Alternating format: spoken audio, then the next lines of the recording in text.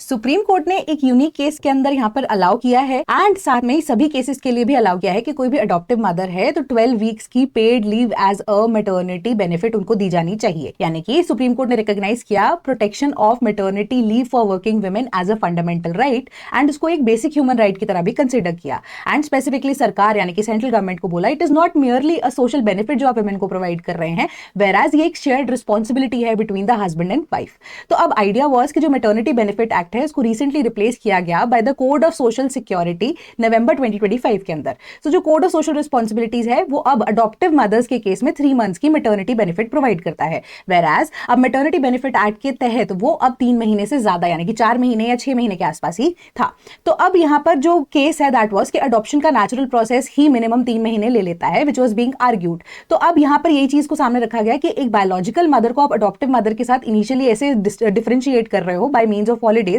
ठीक है, and the benefit जो कि वुमेन को दिया जा रहा है। तो इसी वजह से अब इमोशनल बॉन्ड बच्चे के साथ फॉर्म करने के लिए टाइम लगता है and it needs to be nurtured. तो अब एक वुमेन को she should not be feared या उसके मन में ये चीज नहीं आना चाहिए कि उसकी रिप्रोडक्टिव चॉइस जो है उसको फियर ऑफ लूजिंग जॉब लेकर जा रहा है, ठीक है, ये उसके टुवर्ड्स लेकर जा रहा है कि motherhood should not B an exclusive factor that a women should decide on her job status. तो इसी वजह से इसे अनकॉन्स्टिट्यूशनल एंड डिस्क्रिमिनेशनरी घोषित करने की बात की जा रही थी। तो सिंस अब शेयर्ड रिस्पॉन्सिबिलिटी की बात आ रही थी तो सुप्रीम कोर्ट ने डायरेक्ट किया है सेंट्रल गवर्नमेंट को कि एक फिक्स्ड आप लेजिस्लेशन को लेकर आइए एंड पैटर्निटी लीव को भी यहाँ पे लेजिस्लेशन के अंदर लेकर आना बहुत ज्यादा जरूरी है and that the biological and adoptive mother दोनों के बीच में कोई डिफरेंशिएशन नहीं होना चाहिए एंड 12 वीक्स की paid leave as maternity for the adoptive mothers यहाँ पर अप्रूव की जा रही है by the supreme court. So एक ऐसी जजमेंट जो कि बहुत पहले आ जानी चाहिए थी एंड पैटर्निटी लीव जो कि शेयर्ड रिस्पॉन्सिबिलिटीज की बात करता है एंड एक तरह से इक्वालिटी की तरफ भी प्रिवेल करता है एंड पेरेंटहुड की तरफ भी लेकर जाने की बात करता है। तो आप अपना ओपिनियन मुझे इस पर जरूर बताइएगा